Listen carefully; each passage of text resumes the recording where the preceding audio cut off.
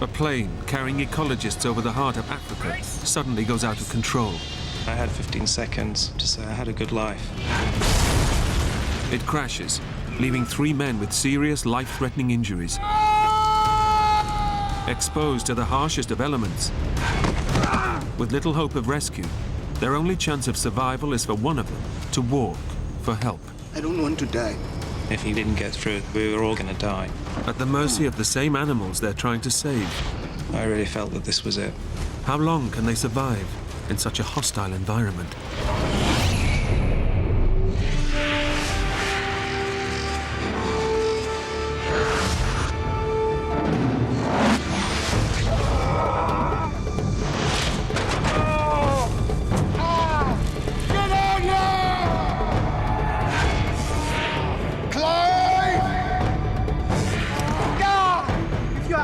Can you hear me?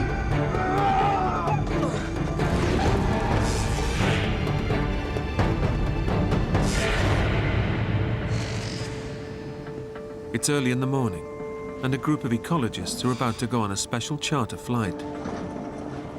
They'll be flying into one of the remotest parts of Central Africa, the Luano Valley in Zambia.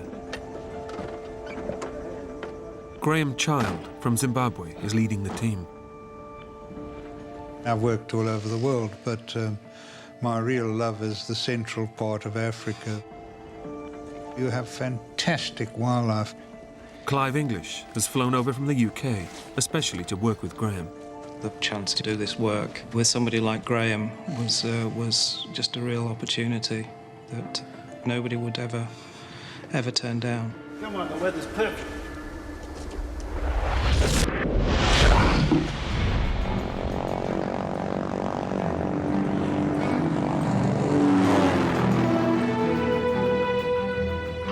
Tower, this is Romeo Delta. That's great. Lovely morning, sun in our eyes, and we're off. The team has hired pilot Adam Pope, who knows the region well. It is very spectacular. It's very remote and kind of pristine wilderness. Everyone was quite buzzed up. I don't think Mumba was quite so keen. He'd never flown an airplane before. Zambian Mumba Chikungu is here to provide the men with local knowledge.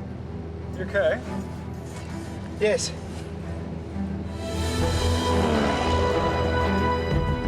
The men are planning to establish a conservation park in the area.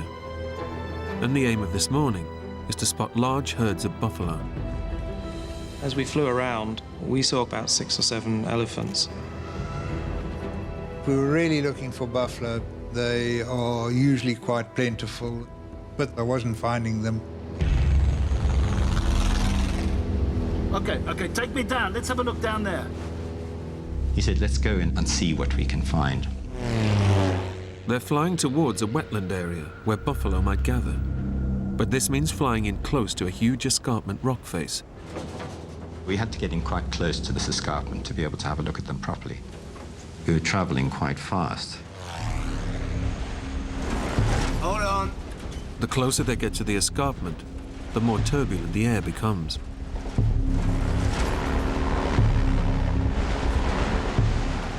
I noticed that the airplane seemed to be descending. Then suddenly, the air sucks the plane downwards.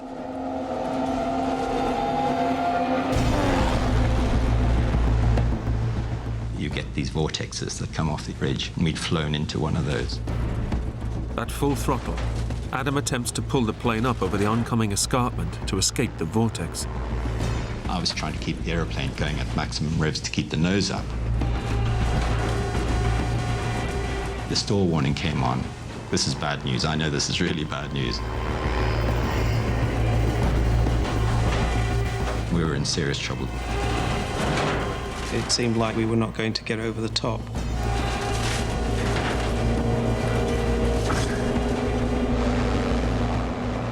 Just seconds before impact,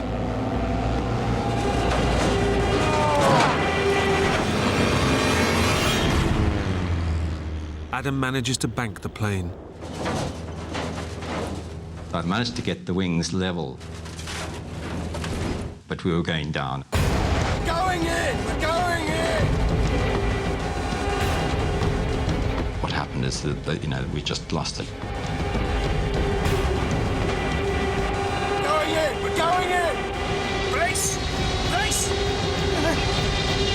I had about 10 or 15 seconds to say I had a good life.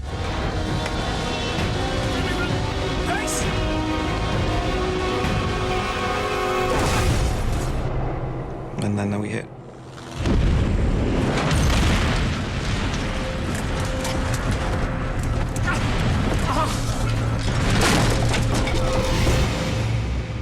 The plane is shattered on impact.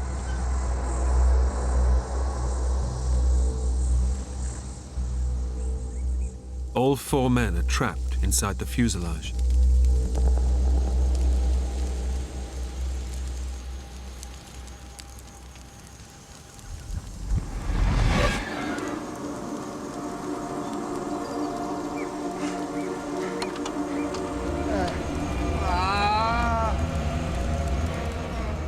I woke up, and the first thing I knew one had to do with these situations is get out of the aeroplane.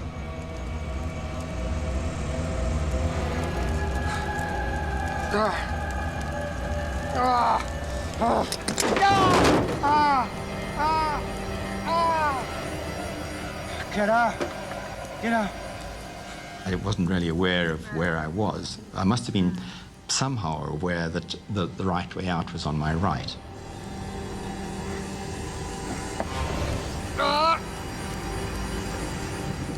Pilot Adam struggles to free himself from the wreckage.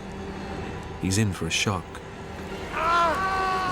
I landed on the wing, but then, there was this huge pain. Shoots through your whole body like an electric shock. And I immediately knew I'd broken my back. Adam has escaped the burning fuselage, but he's now helpless on the wing, where the fuel for the plane is stored. Fire! As fuel leaks closer to the flames, We still had a significant amount of fuel on board, and I was lying on it. the smallest drop could ignite the fuel tank, turning the plane and all 4 men into a fireball. Fire! Get out! Get out! Mumba scrambles clear, but Clive is still inside the wreckage. I remember waking up. First thing I saw was Adam lying on the wing. I smelled aviation fuel. I thought I had to get out of here. Get out! Get out now! It was hot and it was horrible, and there was just carnage everywhere. There was a very steep slope, and I just rolled down the hill.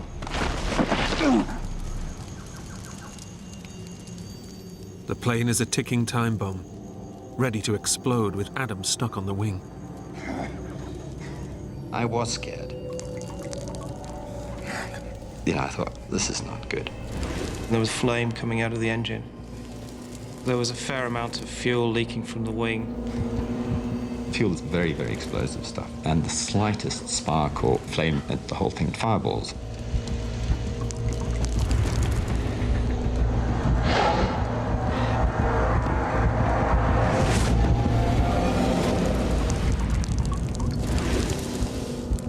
The slightest contact and the whole thing will blow. And there was nothing I could do about it.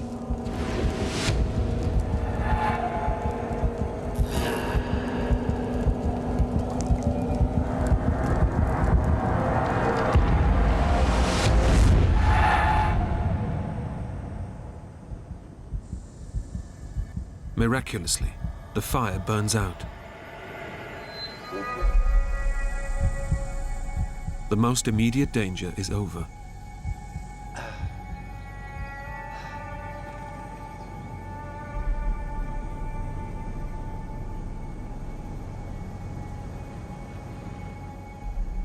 Clive! But like Adam, Clive is seriously injured and unable to move. I just had this terrible pain, as if someone had stuck something into my back. I was just writhing on the ground, looking for a position that would give me some relief. On impact, Clive's spine was twisted backwards and his vertebrae crushed together.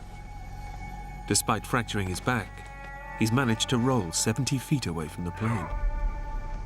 I felt a little bit guilty that somehow I'd panicked because of fear of explosion, and just tried to run away from that as fast as I could. Adam! Clive has no idea if his colleagues have survived.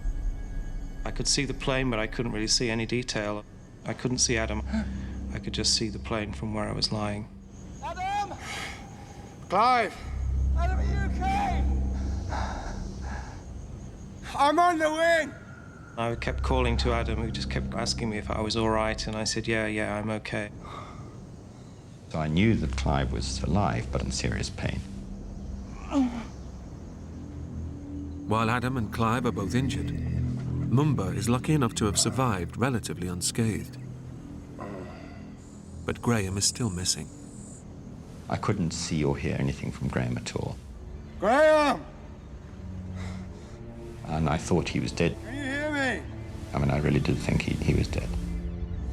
A check on Graham.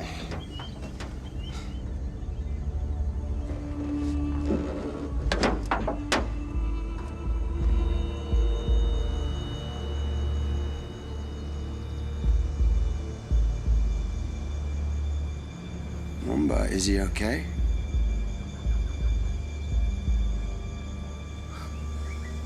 Mumba, is he okay?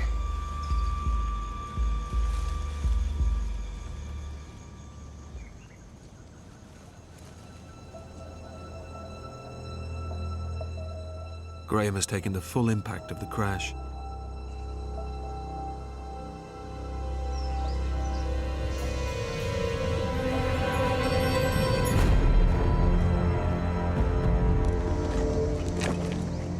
Is he okay?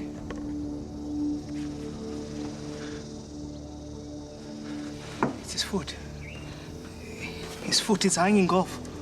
But he's alive? Yes, he's breathing. So that was a huge relief. Graham is the most severely injured of them all. In shock, he doesn't grasp the full horror of what has happened. I knew my back was damaged and I knew my feet were damaged, but I didn't realize how bad. Adrenaline is numbing Graham's pain. When I looked down, my one foot was badly damaged with my leg bone sticking out. I could see out of one eye a little bit and everything was blooding up very fast. To add to his misery, Graham can barely hear the other men. His hearing aid has been lost in the crash.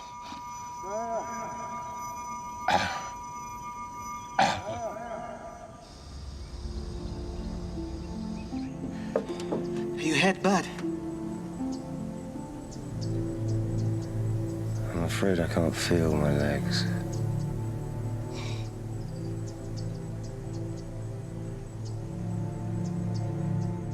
I couldn't move my legs. And then I realized that, you know, I was paralyzed.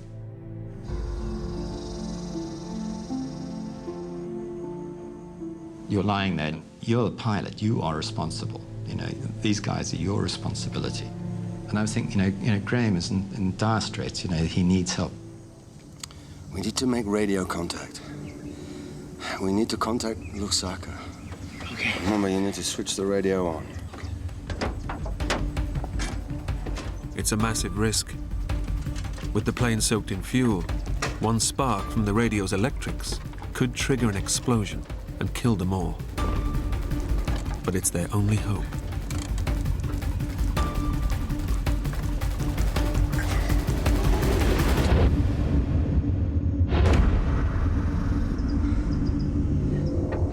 So we turned the radio on, and you can hear a click. Mayday. Mayday. Can you hear me?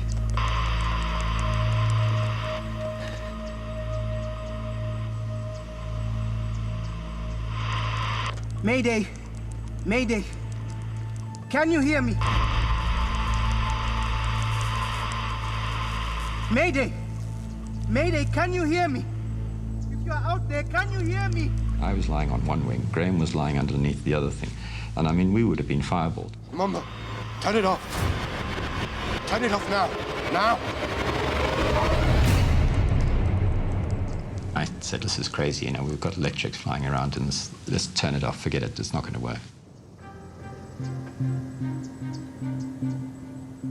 Their only means of communication is damaged beyond repair. The four men are now stranded in one of the remotest areas of Central Africa, with no idea if anyone even knows that they've crashed. Would anybody be missing us? Is anybody going to come and look for us? And how would they ever find us in this place?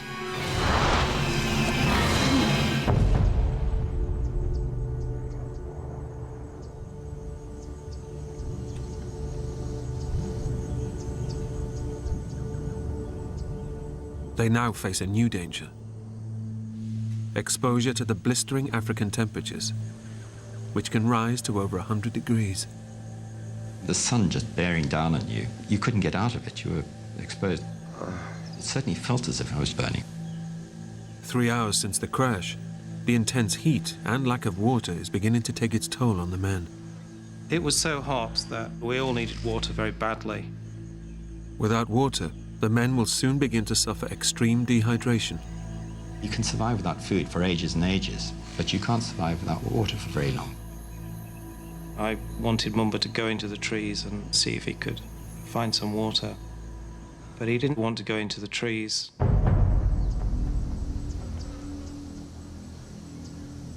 You need to find water, okay? Water. He was definitely afraid. Almost certainly he was in shock and traumatized. You need to get some water. Going in! Going in! Yes! You're the only one that can move. Please, Mama.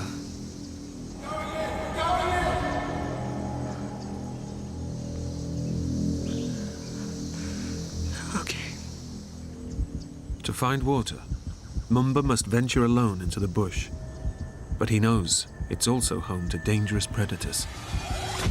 He definitely had a strong fear of wild animals, and we were in a game management area where there was a lot of game.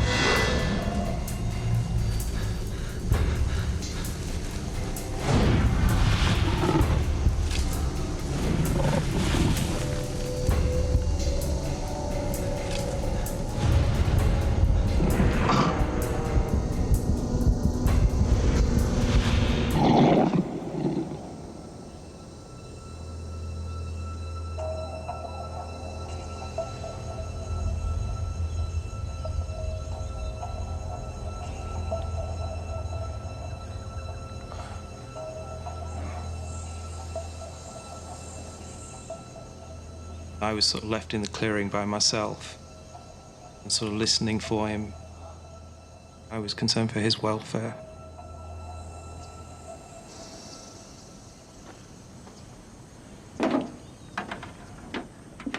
Eventually, Mumba returns.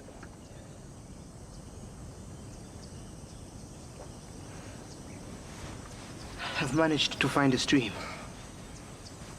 Excellent, Mumba. Well done. When Mumba came back and said, look, I've managed to find some water, then that was fantastic.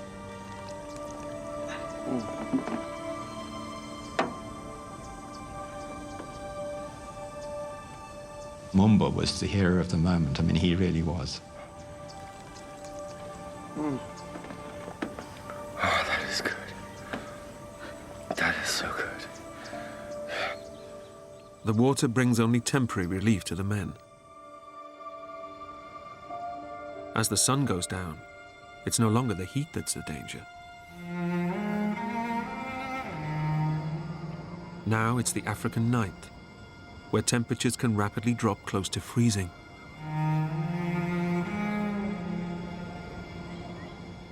Since they'd originally planned to be back by lunch, the men are dressed only in light clothing and are now at serious risk of hypothermia. The problem with us was that we were completely exposed to the sky. It was quite cold.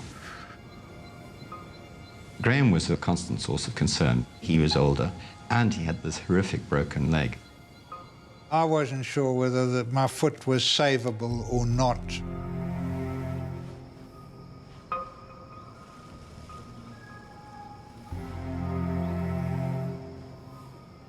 Graham is at real risk of developing gangrene in his severed foot.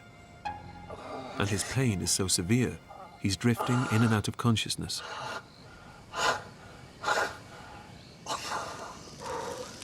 Mumba lights a fire, but at a safe distance from the fuel-soaked plane. It brings no comfort to Graham or Adam.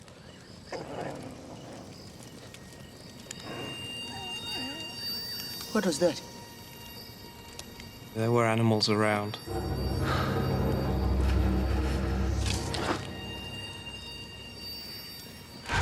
My greatest concern was a hyena coming in and smelling my blood. Hyenas like bloody bits of meat to chew.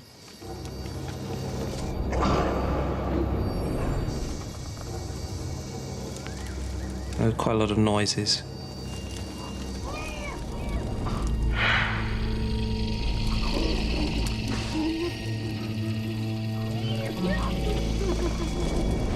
Clive. There's something out there. Adam!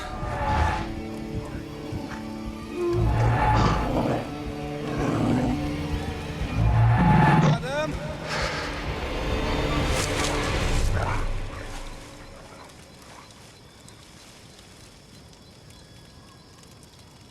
And then it suddenly shot off.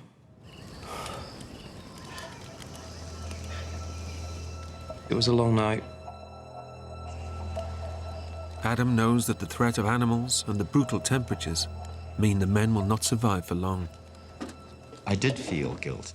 I was a pilot, and as a pilot, you are ultimately responsible for the safety of all your passengers. He must come up with a plan. I was thinking somehow you've got to get them out of here alive.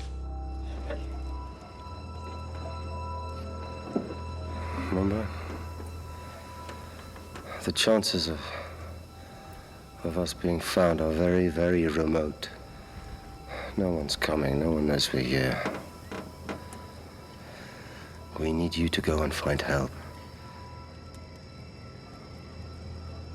I said, look, you know, the survival of a lot of people depends on this. But Adam... Please, Mumba. We need help. It was our question of trying to reassure him that within him he had the ability to go and do this thing, and that he wasn't going to be eaten by a lion or trampled by an elephant. It's too dangerous. There are animals out there, wild animals. Mumba, you have to go. Mumba faces a stark choice: to search for help alone in the dangerous African wilderness, or stay with his colleagues and watch them slowly die.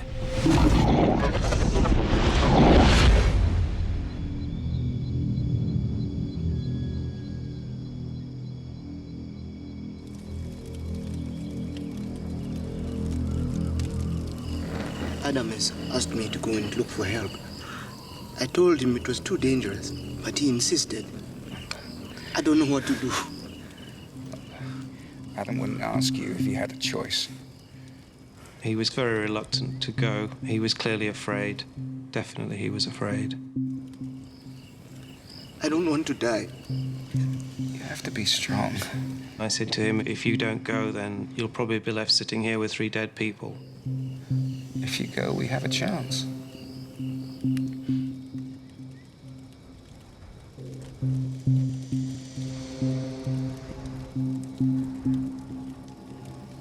Okay.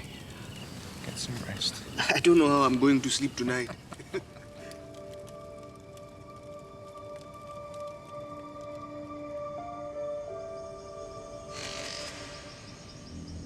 It's dawn. The time has come for Mumba to leave. But he has one vital task to complete before he can go.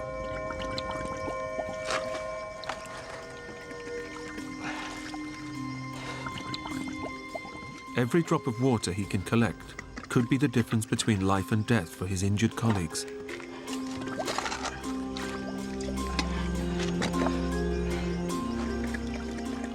We had no radio. There was no other way we could get out. Mumba was really our only hope of getting any salvation.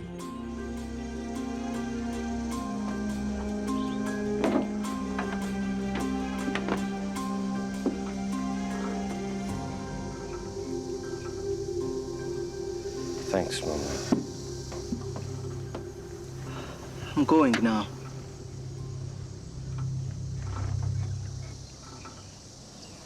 It's a brave thing you're doing.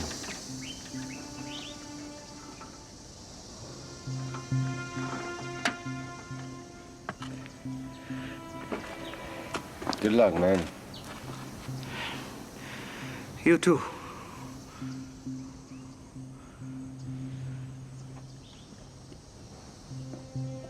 I wasn't at all sure that he was going to have enough courage to go through with it. I thought that he'd come back again and say that, you know, he just couldn't. Slowly but surely, he sort of moved out of the clearing and disappeared into the trees.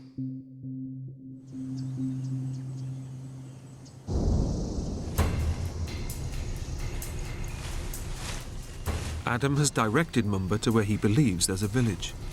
I thought that if he just followed that stream, he'd find habitation, that there'd be people there. If Adam is right, Mumba may be able to reach help in a matter of hours.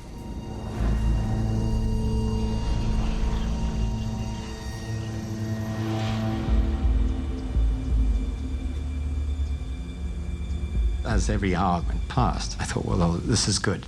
You know, he probably is giving it a crack.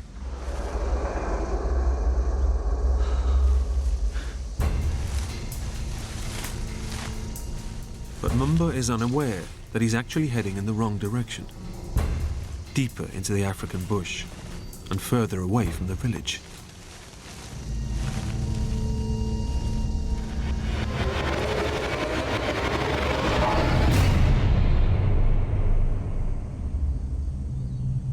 The supply of water Mumba left behind will only last a few hours.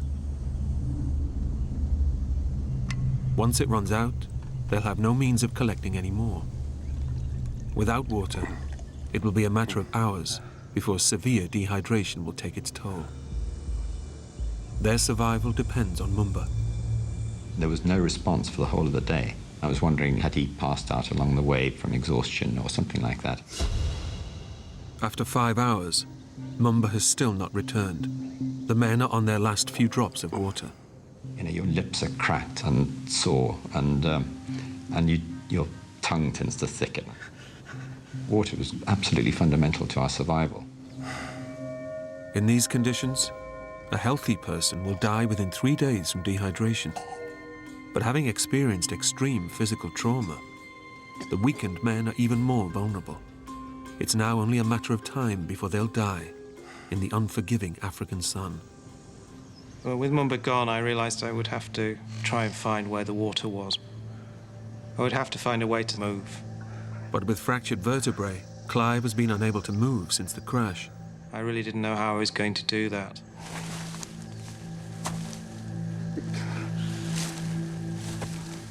Any kind of movement was very painful.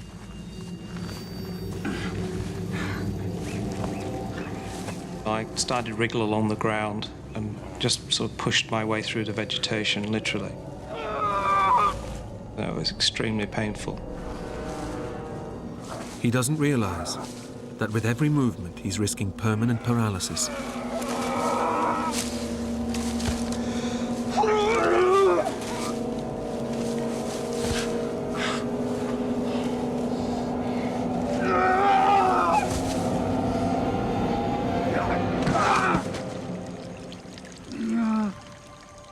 Suddenly, I could hear trickling water.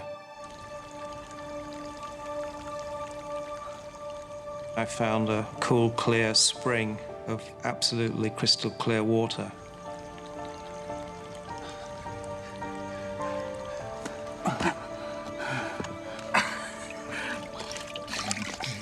And I just put my head in there and just drank.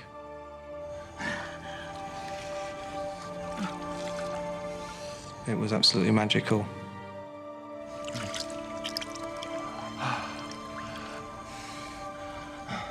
Nature was providing us with a real lifeline.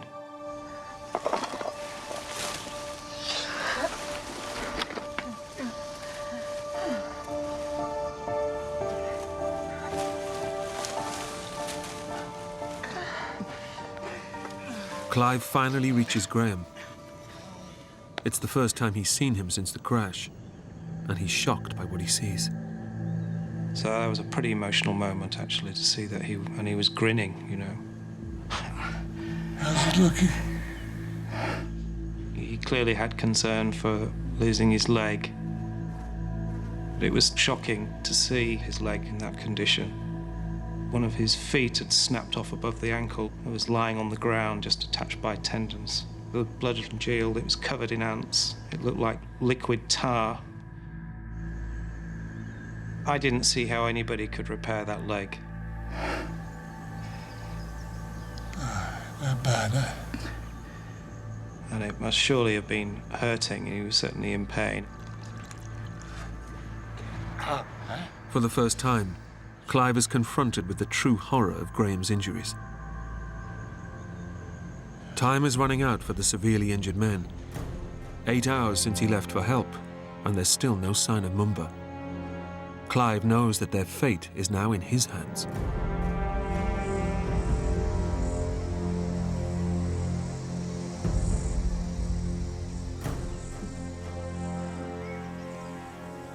I don't think Mumba made it, yeah. Doesn't look that way. He'd be back by now. I knew that there was every chance that Mumba might not have got through. I sat with Adam and we discussed the options. I decided that we would have to do something other than rely on Mumba.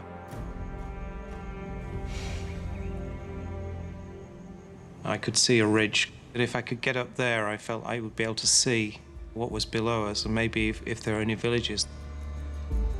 If Clive can see a village close enough, he could attempt to reach it, despite his fractured back.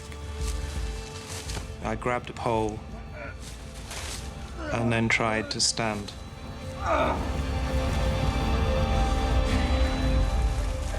Slowly, I inched my torso into a vertical position. While he manages to stand, his progress is painfully slow. Provided I didn't twist or turn or bend forward too quickly, I was okay.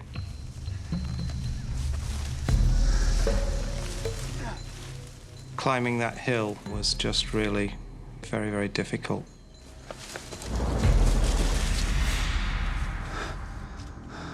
When I got to the top of the summit, I looked down to the valley floor. There was no settlements.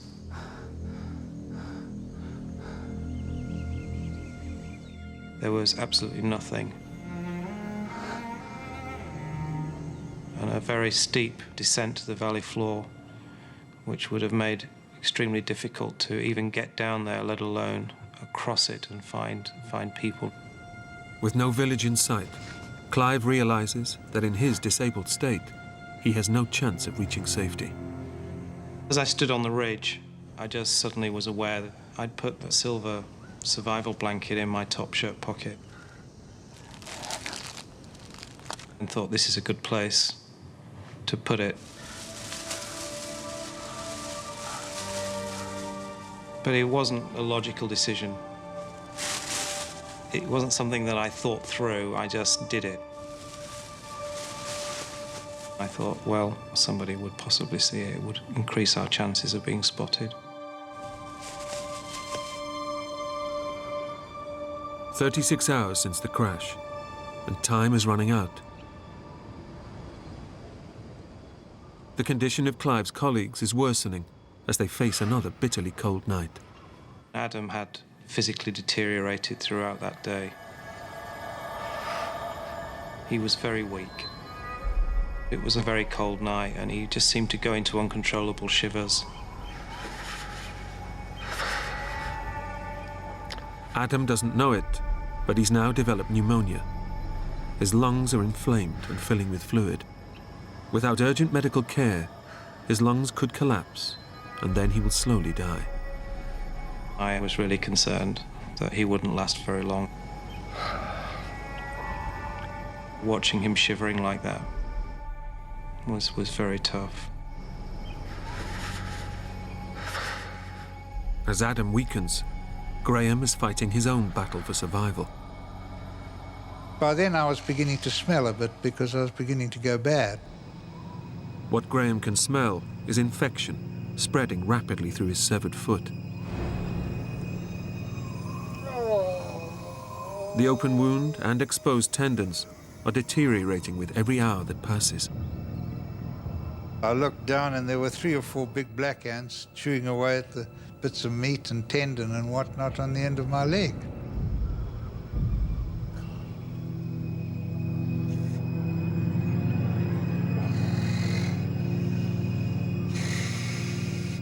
But there wasn't much I could do about it. I couldn't even brush them off.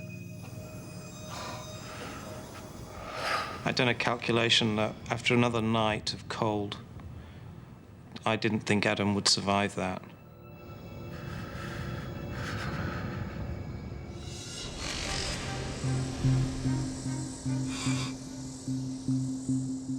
Graham Child is struggling to stay conscious despite the pain from his severed leg.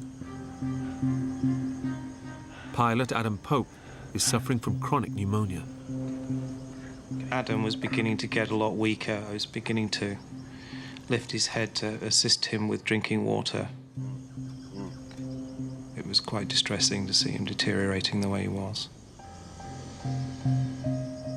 I was really concerned that with the heat of the day, he would really suffer yet again. Clive makes a desperate decision. He will attempt to reach safety despite his fractured back. He has no idea whether he's even capable of making it. I wasn't really sure whether I could do it, but I was absolute agreement that I would rather try to do something like that than just sit there and watch these 2 guys slowly deteriorate. I'd sort of thought about it, but I kind of wanted it to be their idea because leaving them in the plane and walking away from the plane was almost breaking every rule in the book.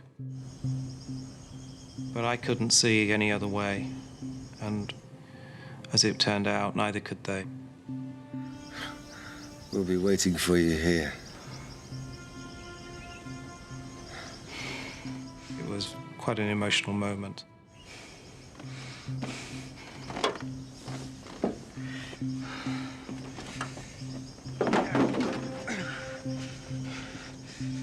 The men know that this may be their final goodbye.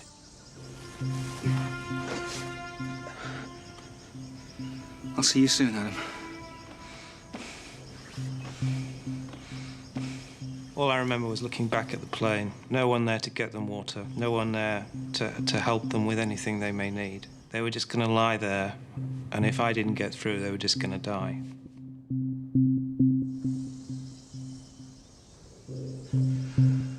I just remember looking back, thinking, this is it. I might never see these guys again. That was a tough time, very tough time.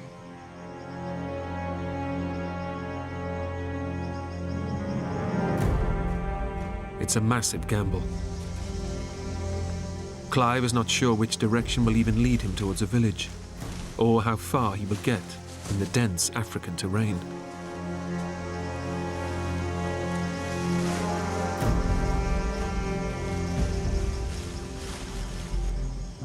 With barely a few hours' worth of water, the injured men are now alone and completely at the mercy of the African elements. As soon as Clive went away, I knew that this was the last act, really. We couldn't survive much longer. Adam and Clive are now clinging on to life. All they can do is wait and pray for rescue. There was nothing else we could do. I don't know that we even communicated with each other. We might have shouted to each other once or twice during the day. But that took energy. We were both completely vulnerable. We were on our own. We couldn't move. We couldn't do anything. We couldn't collect water. And we were vulnerable to any kind of foreign thing.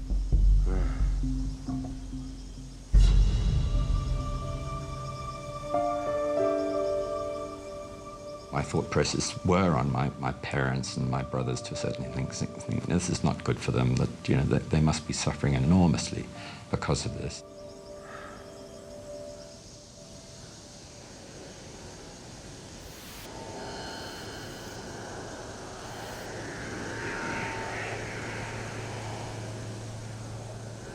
Graham, can you hear that?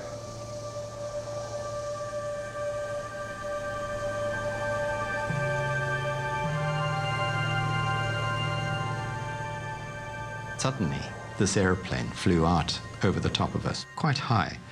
And it flew out a little distance beyond us. A search plane is scouring the area. But Adam and Graham know that their plane is obscured by dense vegetation.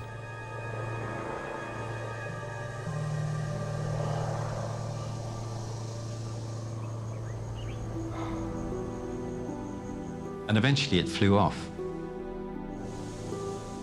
We were pretty depressed. We were lying there thinking, that's probably the last chance we've got. I mean, that was a really good chance, and they obviously didn't see us. Their one chance of rescue is gone.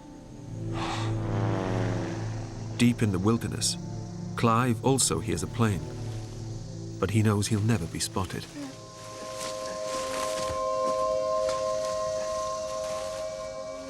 I walked for the whole day through different kinds of vegetation, crossing gullies. At the top of every ridge, you were convinced that at some point you'd get to the top and you look down and there would be the village that you were waiting for.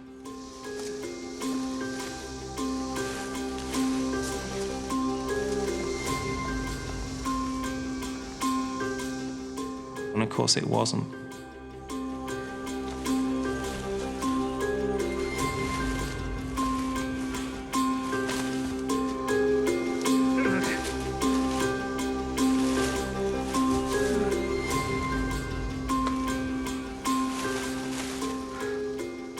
I began to get more frantic that the next ridge had to be finally the one I was looking for.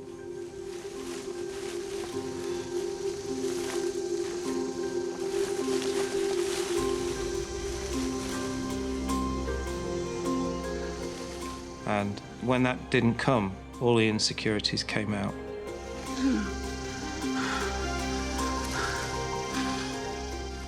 Am I in the right place? Have I gone the wrong way? I just thought, I failed. I haven't got through. Clive's last ounce of strength deserts him. He can go on no further.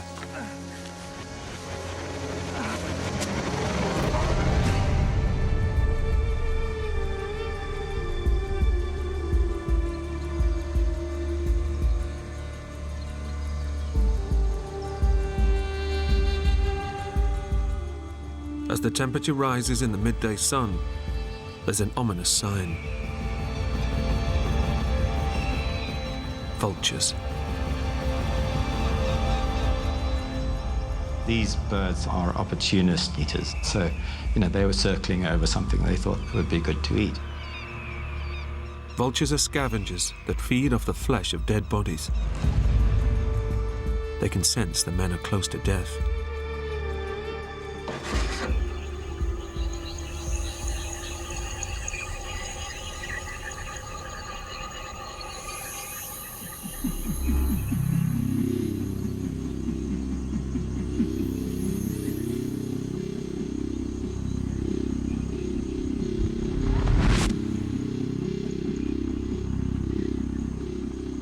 Hear something in the distance.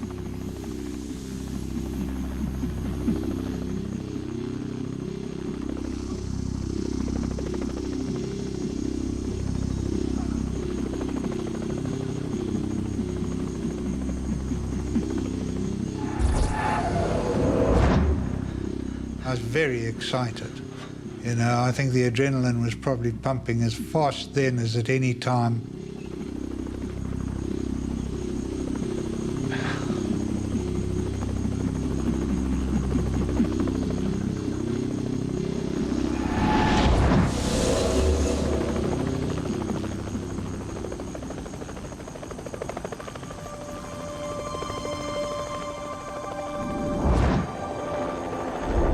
And this helicopter comes flying in from our left.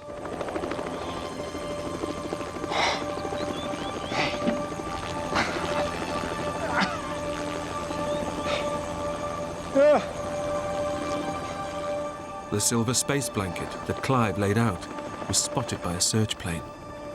With no place to land, a helicopter was dispatched to rescue the men. Atoll Freiling, a volunteer rescuer, was in the chopper.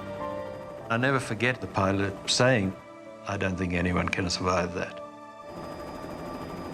And that's when we saw this hand waving. And I said, no, there's somebody alive down there.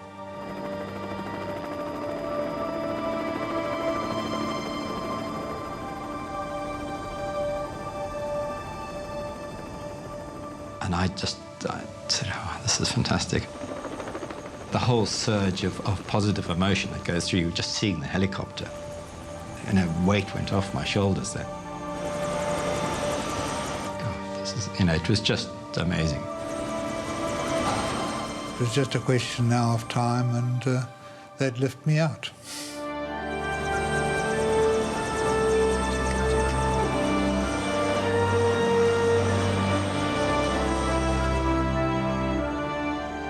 Mumba finally reached a village, a day after the men were rescued.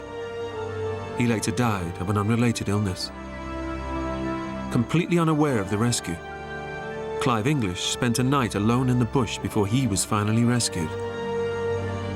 He made a full recovery. Graham Child underwent emergency surgery on his foot. Remarkably, his foot was saved, and today he has full mobility. When I saw Graham in the oxygen tent, I just could not believe that he still had his foot. It was just extraordinary that he'd sort of come through this the way he had, and he still seemed like somehow he would just survive. And he has. He has. Adam Pope spent 72 hours paralyzed on the wing of the plane. It took him 5 years to learn to walk again.